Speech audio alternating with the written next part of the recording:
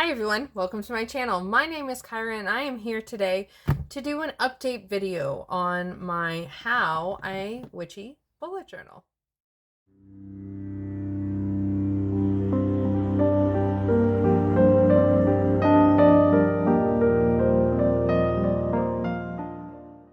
Hi everyone, welcome to my channel. My name is Kyra and I am here today to show you what makes my bullet journal a witchy bullet journal. I did a How I Witchy Bullet Journal video years ago. It was in 2019, 2020, early end of 2019, beginning of 2020, which technically not that long ago, but y'all are with me. Feels like an entirely different lifetime ago.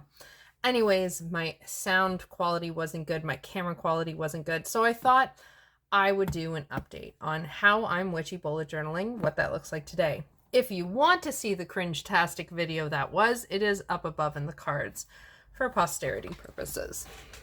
And so we're going into my current journal. So this video is really looking at the things I do that make me say this is a witchy bullet journal, as opposed to just it being a bullet journal that belongs to me, who is a witch. A super easy thing. I do sometimes print and put witchy pictures on the front. This here, I've got a picture of the Fool card from my Starseeker Tarot, and this saying that is not my saying, and it says, remember that you are water, cry, cleanse, flow, let go. Remember that you are fire, burn, tame, adapt, ignite. Remember that you are air, observe, breathe, focus, decide. Remember that you are earth, ground, give, build, heal. Remember that you are spirit, connect, listen, know, be still. So that's one thing I do right there. Since I flipped to the back to put this back in, I'll talk to you about this too. In all of my journals, I have scribbles of numerology. So at some point I'll be like, oh, what's the numerology of this name? Like here I was figuring out the numerology of Kyra when I was changing my name. So I read the alphabet, and then you'll see calculations of names or just numerology scribbles. I wasn't intending to show you that, but I think it's funny, so it's there. And some of this stuff has not changed. One of the things I do to bring some intention and some magic into my journal is making a page dedicated to my word of the year practice. Every year I pick a word of the year, and some years it's much more potent than others, this year being one of them. I also have, based on numerology, a card of the year. So every day, every year in every journal, I do a title page dedicated to that. My word of the year is surrender. My card of the year is the Hanged One. Interestingly, when I went to do this page, I also added some more based on my monthly theming, which we'll talk about again when we get to some of the monthly pages. But I do a page dedicated to my word of the year, because when you do that, you bring that energy into your book. And I'm trying to live and learn from this word and this card, so I spend time and energy putting into that in my journal. Quotes aren't a witchy thing necessarily, but I just want to read this one again because I love it. And it says, I stopped waiting for the light at the end of the tunnel and lit that bitch up myself. I'm going to need to get do up a painting or something of this saying and stick it up because it's important to me. This next spread is entirely witchy. This is my year of cards and astrology. I am a tarot reader and an astrologer. I do both of those professionally. You can check out my website. It's in the description box. I always pull myself a year ahead spread, and I interpret it based on the month. And this is part of my monthly theming that I do. Just getting the page ready.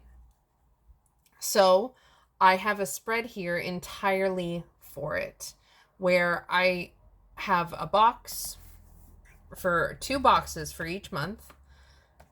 Goes like that. Boop, boop, boop, boop, boop, boop. I have it split into the quarters so I can see the quarterly, the seasonal energetic shifts. The top box is for my card of the month, which I pull in that year ahead spread. The bottom box is for reference of my astrological house that month is ruled by. And that's based on how the sun moves through the sky in astrology. So we are here in June. Right now, the sun is in Gemini. Gemini in my chart is my 12th house, the house of retreat and mental health. So that's part of the theme. And based on my astrology, and this is a service I offer, this specific type of year ahead spread I created, and I offer it as monthly sessions. Like I said, the website. In each month, I look at my monthly card, which I pull in the initial session 0. And then I look at my chart and I pull out a few more cards, a few more significator cards with the Heavenly Bodies Astrology deck. And then based on that, I pull out, I pull cards for my Starseeker Tarot. So for example, this month, for the month of June, I had 2 significators. I've got my 3 of Wands to significate the month of Gemini. I pulled 2 cards for Mars because I have Mars in Gemini, and 1 card for the 12th house because that's the house. I have Mars in Gemini in the 12th house. The only reason I have 2 for Mars is because 2 came out, and because I have a prominent Libra placement, I accept 2 jumpers when doing readings. So I pulled that. I do predictions based on that. And from there, I come up with the theme for my month. And you'll hear me talk about this a little every month if you join my journaling videos. That playlist of my bullet journaling videos is up above. So for the month of June, I ended up with the theme of balanced body, balanced mind, balanced action. And I love the action, the energy of really tuning into those cards, really focusing on it. And every single day when I plan, I start here. And so I see this every single day. So I love having this title page. And a previous month, I had this, where is it? In a previous month, I had this kind of drawing of volcano emerging from being buried underwater. And the lessons I learned that month was so deep, I really didn't want to forget it. So I incorporated it into my yearly page here. So that's another witchy thing I do in my bullet journal. I also incorporate the moon into a lot of my mundane bullet journaling things. This is my yearly tracker spread. And in this, I track my wife's body pain and her headaches, both of which are chronic pain things she deals with. I also track my cycle. I track when we have sex. And I track the moon alongside all of these because I like to see the way it lines up. I haven't analyzed these because this is my first year seeing it beside the moon. I haven't analyzed it fully to see how it all lines up, but I'm excited to have that information there. So basically, almost everything I track, I consider putting the moon cycle beside it to see if there's any patterns. I've also created a wheel of the year spread, and I've done things like this before. This year, what I'm doing is I'm just observing what I naturally feel called to do for the turns of the wheel of the year, so I can hopefully build a more intentional practice. That is an extremely witchy thing I am doing in my bullet journal. Then there's all the tarot that I do in my bullet journal, and it's a lot.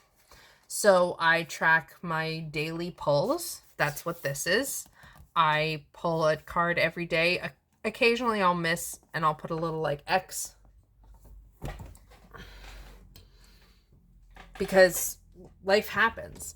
But I track a card every single day. But I pull a card every single day. I don't always remember to write it down, but I do always pull a card. Unless I'm moving and things are packed, which has happened before. I have a color code that I've been using consistently for years. This is my 3rd year doing this. And then at the end of the year, I analyze all of this information. It's really cool and really fun. For example, the month of January, it was mostly majors and swords. And I only pulled 1 cup card. Not a lot of emotional stuff that was coming up. Another way I do tarot in my journal is this tracker here. I do readings usually for full moons, new moons, and my moon returns, and all the turns of the wheel of the year. Moon return is when the moon is in the exact same position it was in reference to you in your birth chart when you were born. So my moon is in Libra. When the moon is in Libra, I have a moon return. So it's a great time to just realign with your emotional center. This is another reading I do, that website. I do lots of work with this stuff. Anyway, when I pull cards for the full moon or the new moon or my moon return or the wheel of the year, I record what cards I pull. And that goes in this chart. I've talked about the monthly focus. I have also this year started doing astrological based goal setting. And this is a new thing that I am developing as I go. It is extremely new. I'm really excited for next month's, for July's, because July is Cancer season and my rising sign is Cancer season. So I think it'll be a really good time for me to like revamp it. But so I do goal setting. I have a video of these, a playlist of these videos, which you can check out up above in the cards as well. But I use my astrology to plan my day-to-day life and to plan the area I want to focus on for that month. Also, there is more ways I use tarot in my journal. We'll see those as we get to them. I also like to record my signs and symbols. I've done this in a few different iterations, and what it is I just like having a place where I can write down if I feel like anything significant spiritually has happened. So for example, on the 6th of this April, I got the Fool card and I went public with my name change. I got the 8 of Wands, which was my daily card in my solar return reading. I like to write down these things so that way I can look back on them more. Here's when I was attempting to do some goal setting with the new moons. I'm still learning how to practically in my everyday life work with the moon, but I did do a whole video about this kind of thing. You can check it out up above in the cards. I sometimes with tarot, I do conversational readings where and this is one of those, where I ramble and I journal whatever's on my mind. And when I feel like I've said something significant, I pull a card. And then it's like the card is talking in response to the significant thing I've said. And then I write some more until another significant point and I pull a card. It's a really, really, really cool thing.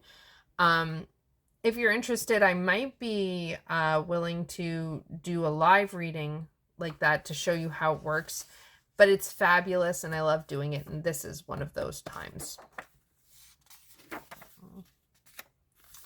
Here's another way I've done tarot readings. This was when I was pulling an energy obstacle advice reading every single day, and I would just write them down. Currently, I'm not doing a lot of doodling in my journal because I'm really trying to actually work, and I'm figuring my shit out. I'm building shit from the ground up. This is an example of another reading I did, which this was my solar return reading. So this is another tarot spread. This one I did have some space and I did come back and put in some doodles.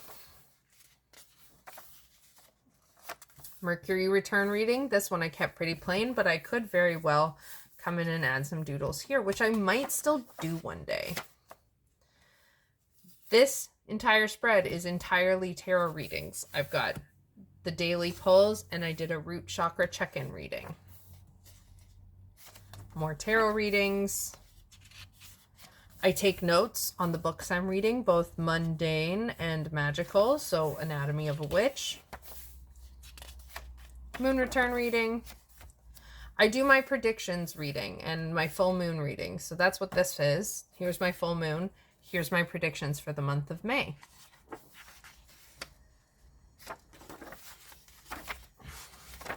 I did try doing a like welcome Taurus season reading. I didn't like how that went. So in May, I started a new thing where I'm doing wellness tracking. And again, I've got the moon with it. Like I said, anything where I think I wonder about tracking, I consider comparing and putting the moon as a reference to it, especially because I am a Cancer rising sign. The moon is my chart ruler. So that means the moon affects me very strongly. It rules my chart. It steers my ship. I live and die and breathe and fight by the moon and other dramatic sounding things. So if there's any kind of tracking, I consider putting my moon sign with it. This is a fun one. So this is a new thing I'm doing where I'm in my Venus return period, and it's a few weeks. And so I've decided to do a Venus return reading every week along with my weekly that I am doing. So I do a little doodle. My first one looked nicer. Look at that. Doesn't that look pretty? Here I did my Venus return reading, and here's my new moon in Gemini reading. Whereas this week I did my Venus return reading I do this on Sunday. On the same day I do my weekly reading, and I pull a card for my devotional work I'm doing to write about that and just kind of see the vibe of my week. I'm determined to use it in some way, but I'm still figuring out this part. This page might be changing, but what I have been doing is I've been creating a little box for each day of the week, which has the planet that the planet that day is ruled by. So Monday is the moon's day, Tuesday is the Mars day, etc., etc. And then I do my pull and my reading for my devotional work to see what that theme is. And I like having this as like a weekly check-in vibe thing. I'm not sure about this part. Like, I love it so much, but I haven't found an application. What I'm hoping is that as I fall into more rhythms and patterns, and as I find my flow, I'm hoping to use this space to plan magical work. I want to do more magical workings. And so I do put in the top corner astrological things that are going on. So tomorrow I'm having both my moon return. So the moon in the sky currently will be conjunct my moon in my birth chart, and Venus in the sky currently will be conjunct my Venus in my birth chart. So I know I'm going to do a reading that day. So I'm hoping to use this to eventually plan and get inspired to do more workings, but that hasn't happened yet. I sometimes, depending on what I'm doing, I will take a card. This is my weekly devotional card from the Dreams of Gaia Tarot, and I will use it as my bookmark. This book only has 2 bookmarks, so I keep one in my monthly, I keep one in my weekly, and then I'll sometimes use a card that I'm keeping with me for the week and working with throughout the week as my bookmark. And then there's a couple things, and then there's something new I'm doing in the back. So Lisa's currently, at the time of filming, running some polls about her next this or that video. You can check out Lisa's channel up above in the cards. Go to the community tab and you'll see it if you're subscribed. And one of the polls involves the Oracle of the Radiant Sun. And one person commented on it saying what they do is they break the Oracle of the Radiant Sun into the different planetary piles, and they do a reading as like very oracle-y messages from the planets. And I thought that is so fucking cool. But I don't want to work with the Oracle of the Radiant Sun. So I built a calendar. Whenever I want to try a new spread and I can't put it with all the rest, I put it in the back, because if I just put it in the middle, I lose it. So I put this in the back. I always have notes going in the back. So I put this in the back, and I decided to do it in a calendar. So on Monday, I pull a card about moon themes for messages about my emotional health. On Tuesday, I pull for messages about my will and things I need to do, my motivation and stuff like that. That's on Tuesday. On Wednesday, I pull a card about communication or thoughts, something Mercury related. Thursday is Jupiter, it's expansion and personal growth. Friday is Venus, that's love, sensuality. Saturday is Saturn, that's aligning your path, doing the hard work. And Sunday is the Sun's day, which is all about identity. And so I picked, and this is my first time trying it, I picked a deck for each planet that felt right. So that way I could use more of my decks also. And every morning after I drop my kid off at school, when I come back, I just ask a very simple question. Like today I asked, what do I need to communicate? What is it about communication I need to know right now? And I got the 10 of Pentacles, which is also my daily card. And I got, this is not a 9. I got the 6, the Lovers. And the message I felt was, pick communication you feel solid to commit to. So I wrote that message for myself. Oh, I forgot one important thing. I'm so sorry if that was blurry. Another big thing I do is my title, my headers. I write the date, I draw where the moon is, and then I write if there's any astrological symbols going on there. And if I've got notes in my Google Calendar about how the astrology is, and if I need to like be careful of something, then I will note it. So that way I have that information. I'm just trying to very much integrate these magical things into my everyday life so they flow and work together.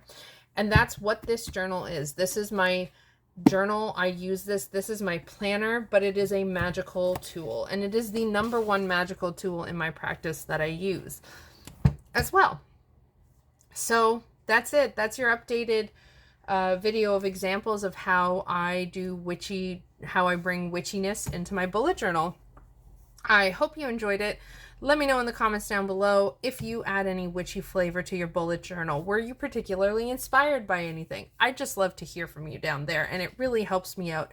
Don't forget to give this video a thumbs up to let me know you liked it, and subscribe if you haven't already, and hit that bell notification. Subscribing, liking, and commenting and sharing my videos all really, really, really helps me out. I spend a lot of time in the YouTube land, and I love it so much, and I want to be able to keep doing it. So please do those things to help me out if you can. And in the description box, you can check out my website. I offer tarot readings and astrology consultations and witchy journaling consultations, actually, and combinations of all sorts of things. I'm a professional witch. I have a website. It's there. Please check it out.